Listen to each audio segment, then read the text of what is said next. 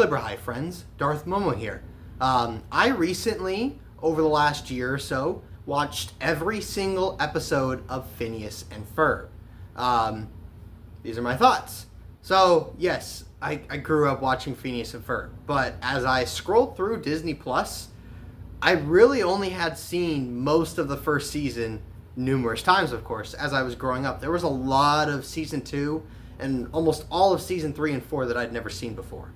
I had a buddy watch this show in 2021, and he kind of got me interested in watching it. So I'm like, you know what the heck? It'll be a good show to watch as I'm working out at the gym. So I went through and watched all 120-something, 30-something episodes of the show. What do I think? I think overall the show is just okay. Look, I definitely would say that the show is an element above lots of the other kind of run-of-the-mill Disney cartoons. It's got a very fun premise, and it's got fun characters, fun dynamics, great, moments and great stories in the individual episodes. But I think the problem with a show like this is, unfortunately, the formula gets very repetitive. A lot of the episodes are very similar, with creating the device or whatever whatever they're working on, and then Perry's gonna go beat Doofenshmirtz. He gets trapped, but then he beats him. Doofenshmirtz helps the kids out by deleting their machine or hiding it or destroying it or whatever, just as Candace is about to pull in with the mom. Like, that is the very basic formula of Phineas and Ferb, and it very rarely changes. Yes, obviously the premise and the circumstance changes. Maybe sometimes they're flying around the world. Sometimes they're going down to the bottom of a lake looking for a Loch Ness Monster. Sometimes they're just building a roller coaster in their backyard or a beach or something, right? But at its core, it has a very repetitive formula, and the show rarely strays from that. So unfortunately, when you're watching that show, binging it every other day or so while you're at the gym, it gets very repetitive and almost kind of boring sometimes, because it's just so predictable. I might get some flack for saying this, but I think Candace is honestly really annoying. I didn't really have these thoughts when I was 9 years old watching this show, but looking back on it, like after the first couple episodes, like Candace is so annoying. It's just nonstop. And then like randomly throughout the show, she'll have these character growth moments where she's like, I need to change, or I need to be better, or I need to stop doing this or whatever. And then like within the next episode or two, she's just reverted back. Like, the show has a reset button just like SpongeBob, but unlike SpongeBob, it actually tries to have character moments. So those character moments fall flat or feel pointless when the show just resets every other episode. And that's part of what I like. Obviously, I know it's a kid's cartoon. I know obviously not everything's going to be grounded in reality, and that's part of the premise of this show. But okay, yes, like in the premise of the show and what it's serving me, I can get the fact that like obviously 2 kids wouldn't be able to build a roller coaster throughout an entire city within a couple hours. But I get in the show, like for the sake of the narrative, like you kind of got to have a little bit of give and take and suspension of disbelief, and like I get that, that's fine. But then there's some moments where it's like, okay, clearly like there would be a point in time where the mom is just like, Candace, I'm done, I've had it. We're not doing this, we're not playing this game. But that never comes. And even if it was just only in 1 or 2 episodes, I could live with that. But it never happens. It's every single episode. Okay, Candace. Oh, I don't say anything. Just like every other day. And we just do this routine over and over again. There's a lot of moments, too, where this show kind of reminds me of The Simpsons. Where it's got some fun jokes and fun breaking the fourth wall type jokes, right? But overall, like, there's moments where the creators just feel kind of full of themselves. Like, there's this episode where it kind of is told from the point of view of the show's creators about Phineas and Ferb, and it just feels so over the top and forced. And I'm sure they're probably sitting there thinking, oh, this is the best thing ever. And it just feels like something totally straight out of The Simpsons. Some of the characters feel similar to The Simpsons. Like, Buford feels just like Nelson from The Simpsons.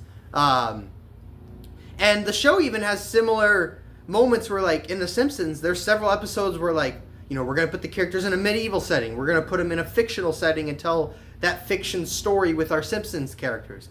And Phineas and Ferb does that exact same thing, too. You know, we're going to have a story set in the medieval times or something like that. Which, I don't know, I can't really point to a specific, here's this, but there's a lot of moments in the show that, as someone who's watched all the episodes of The Simpsons, there's a lot of moments that feel very similar. But now I'll talk about some highlights of the show, just because I'm not going to show up here, bash the show, and leave, right? You know, there was enjoyable moments.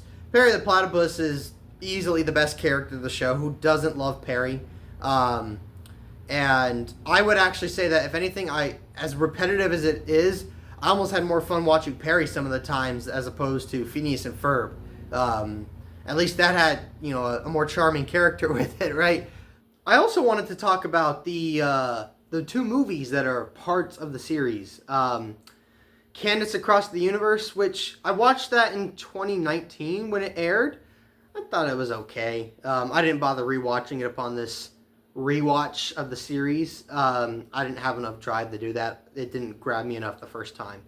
But the other movie, Across the Second Dimension, that is a phenomenal movie, a phenomenal Disney production. Honestly, it might be one of my highlights of the whole series, aside from a couple of the season 4 episodes. I thought it was a blast. I really enjoyed it, and you know, we talk about how great Perry the Platypus is as a character. There's a moment that really hit with me when Doofenshmirtz, the evil alternate dimension Doofenshmirtz, sends his Perry to attack Phineas. Well, first attack Perry, trying to expose him as a secret agent. Perry just lets himself take the hit, right? He's like, whatever. And then after evil Doofenshmirtz thinks about it for a second, he's like, you know what? He's like, Platyborg, attack the two boys. And without thinking, because you could see in his reaction after he does it, he's like, oh shoot. Without even thinking, without hesitation, Perry immediately defends Phineas and Ferb. And that's, like, he does it without question. That's when he's like, oh shoot, I just revealed myself. But that's just, what a, you know, cool character. What a cool little moment where he just, like, without question, he's loyal to the boys. He loves them. He defends them without hesitation or considering the fact that he exposes himself and blows his cover. He just, without hesitation, defends himself. I love that little moment. But overall, Across the Second Dimension was just such a fun film that, to me, it was like, without a question, I'm going to watch that again upon my rewatch. Yeah. Overall, when the show, just because of how much it stuck to the formula, when the show strayed away from the formula, I really enjoyed it. There's an episode in season 4, Night of the Living Pharmacist, where it's pretty much a zombie apocalypse, but it's everyone turns into Doofenshmirtz, and that one strayed away from the formula so hard that it was just so refreshing. That's one of my favorite episodes of the show. I just loved it so much because it was just so different. There's a, you know, I was legitimately feeling tension because I had no idea how it was going to play out. It changed the formula up. I loved it. And the Act Your Age episode where they're all teenagers and they have to get Phineas and Isabella together, that's probably my favorite episode of the show. It hits so hard, especially since it's at the end of the show or towards the end of the show. And now that you've watched all these episodes, like, it hits so hard. It feels like a satisfying payoff to the show. And I would actually almost argue that maybe that should have served... Actually, I will argue that should have served as a series finale.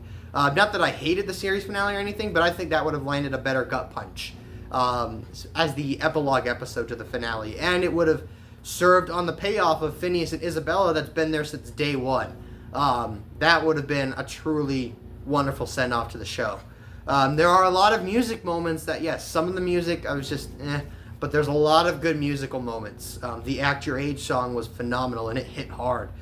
Where's Perry, or not Where's Perry, when Perry, like, gets lost because he was relocated, when they're singing that song, that was a good one. Itchy Itchy Goo means that I love you. Like, who doesn't love that? There's lots of good music moments in this show, and it really excels on an overwhelming majority of those.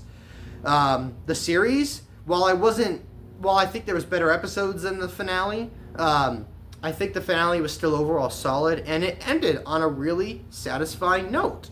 Um, it was satisfying. It was emotional. It was a good send off to the show, which is why I am wholeheartedly confused and infuriated on why this show is being brought back. The show was about summer, so like, yes, I get in theory like they could just continue doing it about the summer, but or like about the next summer. But this seasons 1 through 4 were about the main summer. So for all of a sudden we're gonna have season 5 and 6 and it's about the next summer. Just I don't know. The show ended like it wasn't like it just stopped too. Like it had an end. It had a finale that served the story of the first 4 seasons. So the fact that it's being brought back is just downright despicable. And that's not a slight against the show per se. That's more against Disney and the creators, etc.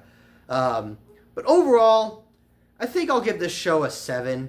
There was fun moments. I liked some of the specials. I love a lot of the music. I love Perry the Platypus. Who doesn't love Perry the Platypus? I really liked the Act Your Age episode in The Night of the Living Pharmacist. But overall, this show just felt too repetitive. And it didn't refresh the formula enough to make it something stick out. The premise stands out, but the individual execution of a majority of the episodes just feel run-of-the-mill Phineas and Ferb. And so for that, I can't say a show is outside of the box when it sets up a new box and stays within it. So that's my thoughts on Phineas and Ferb. Thank you guys for joining in. Darth Momo out. And remember... Where's Perry? Thanks for watching. Please subscribe to the channel. If you liked the video, comment down below and hit that like button. Oh, and check out some of my other videos. I'm sure you'll find them delight.